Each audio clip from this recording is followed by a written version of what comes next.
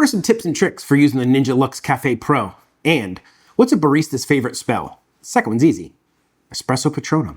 I go over a lot in this video, but if you're looking for something specific, there are timestamps in the description down below. Like if you just want to know how to dial in your espresso, you can skip right to that. Heads up, Ninja gave me this. I didn't have to pay for it. Factor that in however you like. I am not the kind of guy who can take a sip of coffee and tell you if it was brewed by a left-handed man who walks with a limp and has a slight hint of ginger in their hair. That's not me. I can tell you if it tastes like coffee and it's good. That's all I got.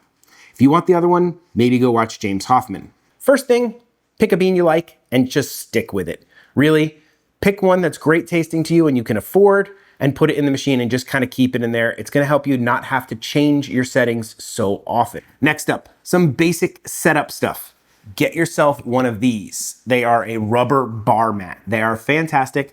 They go right underneath the machine and it does a couple things. One is it protects you from spills in case the tray overflows a little bit. Two, it actually reduces vibrations from the machine to the cup holder. Yes, that is an issue with this machine. As it's brewing, it can shake cups off the unit. It's happened to other people. It hasn't happened to me because I have always had it on this mat.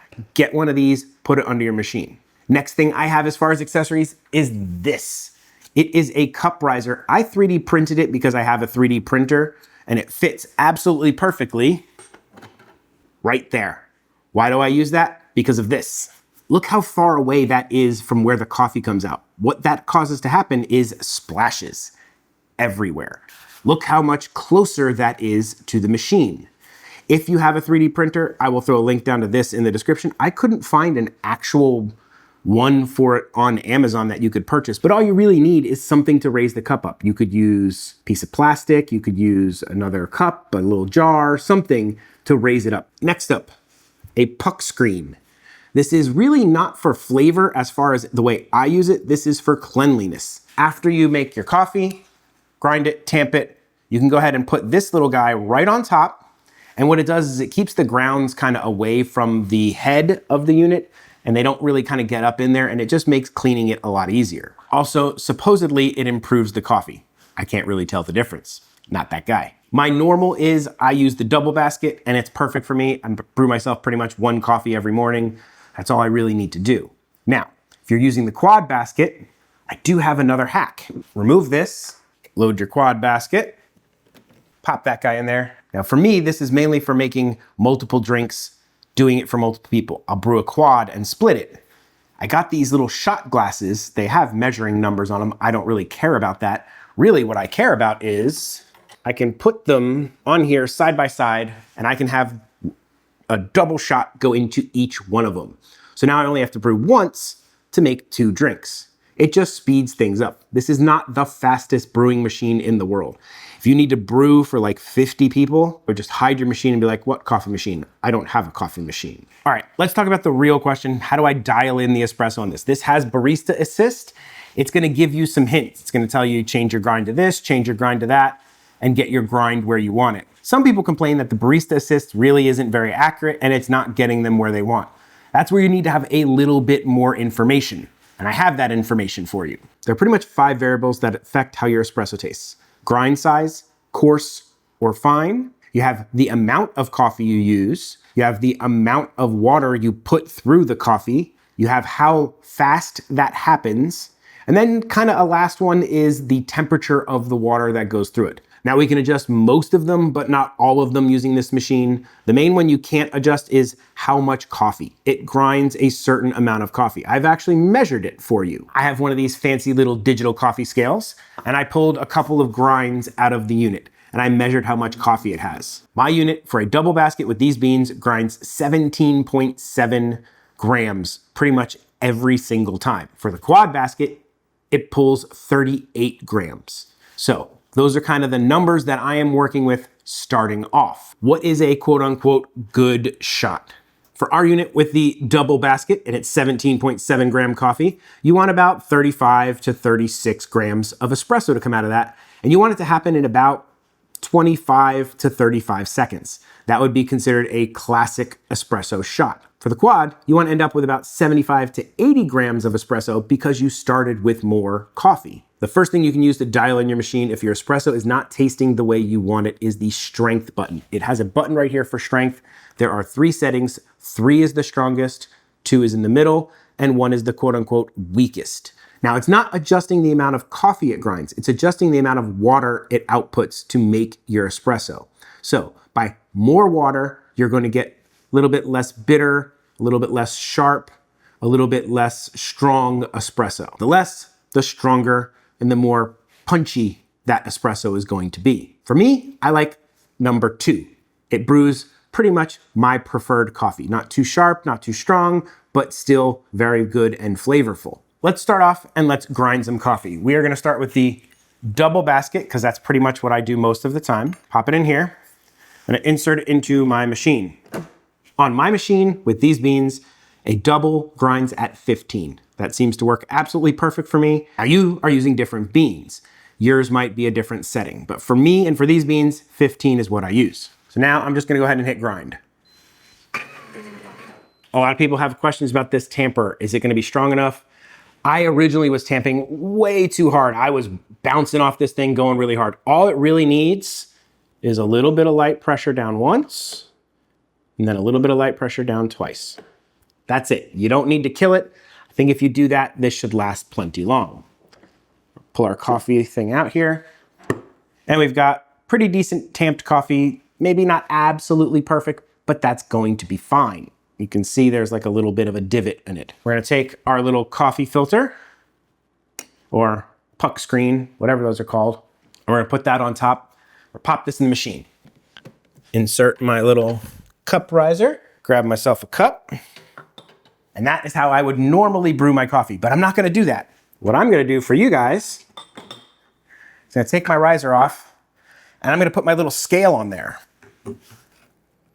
And now we're gonna hit brew. The scale is gonna tell us how much coffee we got out of this and how long it took to pull the shot. It starts timing when it feels coffee. Pretty cool. I got 45 grams of coffee and it took about 30 seconds for the shot to brew. Strength 2, and that's what I get. It's sharp, not too sharp. It's espresso.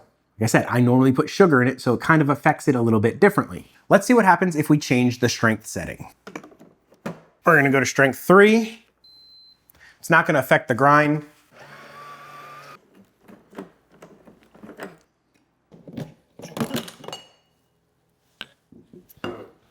This is a lot harder to do backwards. Coffee literally got everywhere. This was a pain in the butt to clean up. I suggest you attempt to not ever do this.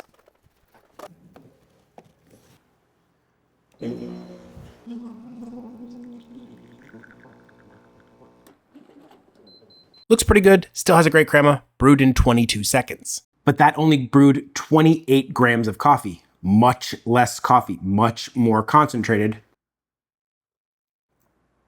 much stronger, a little bitter. Now, let's see what happens if we go down to strength number 1. Now you'll notice the machine has made a couple of suggestions. It's saying, oh, you should probably grind a little finer, go down to 13. I'm ignoring that because I really want to show the difference in the strength button, not in the grind. Now, as you adjust the strength button, you can adjust your grind and balance out your coffee. You could be here forever.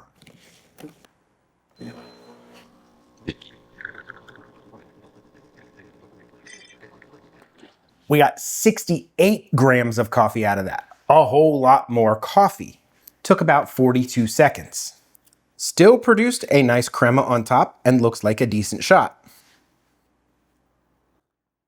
Smoother, easier to drink, less coffee heavy. Still tastes like espresso, just a little bit smoother, less punchy. There you can see the differences in the amount of coffee. I've taken 1 sip of each, little more, lot. So that strength button is probably your easiest way to start adjusting your coffee. Get it to the grind setting that it kind of prefers.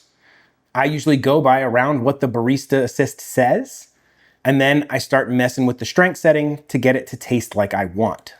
Let's talk about those other things you can adjust. Time of brew.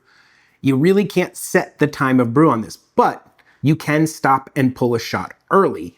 So when the shot is running, you can just hit that brew button again, it'll stop pulling the shot. So if you feel like my shots are too long, I'd like to pull less coffee out of it, but keep it at the settings I want, go ahead and hit that button when you want it to stop at the exact time you want. You could get super nerdy with this. In general, like they say, a faster brew time will be more sour and a longer brew time will get more bitter. You want to find something kind of right in the middle. The last thing we can adjust is the temperature of our espresso. On this unit, it's a little bit different than some of the other models where you hold down the temp button and a secret menu pops up. This one, a little bit different. And you can see I'm set on strength 2. We're gonna go ahead and hold this button down for 3 seconds and it changes to temp. Now I can change my temp from 1, 2, or 3. I keep mine on 2. I'm using a pretty dark roast, so I get a little bit too much bitterness if I make it too hot. So 2 works for me. That is another thing you can play with to adjust the taste of your coffee. Now, just for fun, I'm gonna show you that trick for the quad shot. Take your quad basket, pop it in here. Now it recognizes that this is a quad shot and the grind needs to be different. It says to go to 20.